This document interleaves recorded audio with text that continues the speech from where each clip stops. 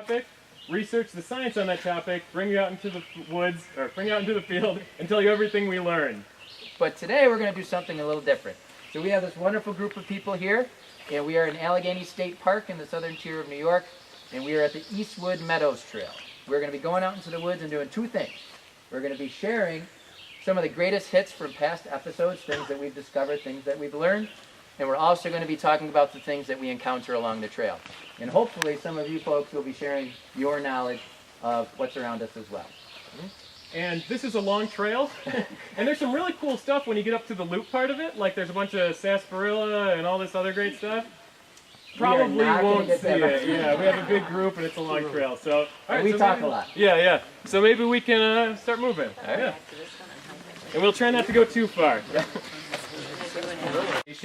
We always have a works cited for every podcast we release, and we try as best we can to make them so they're publicly available publications, and we often use Google Scholar. Does anyone else use Google Scholar? No?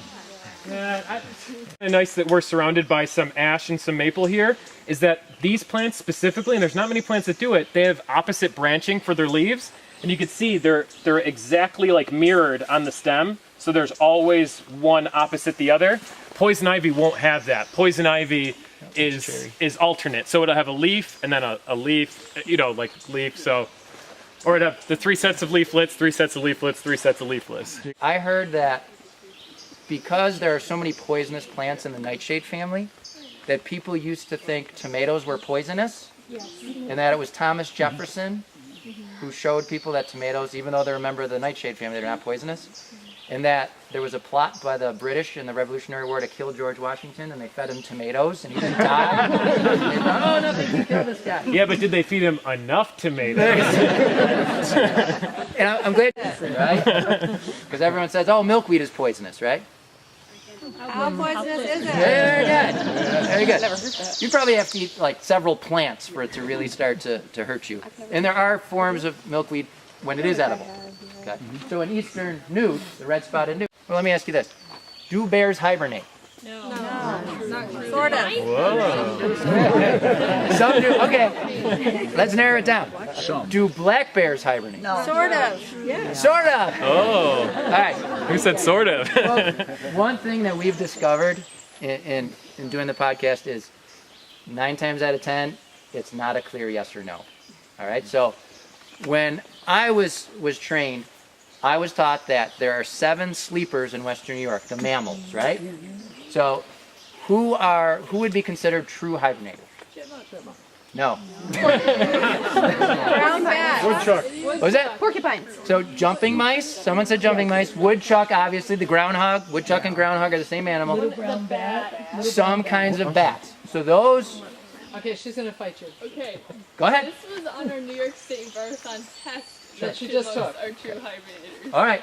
So, and you know what? I haven't looked into it, so I'll tell you what I was taught. And those guys are pretty good, so... I mean, like, DEC.